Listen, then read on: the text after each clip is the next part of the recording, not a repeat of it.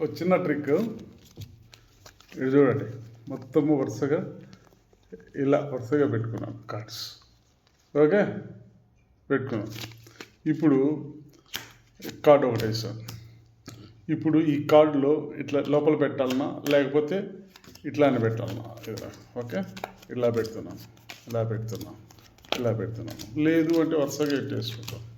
Okay, ఇంకొకసారి చేద్దాం. Okay,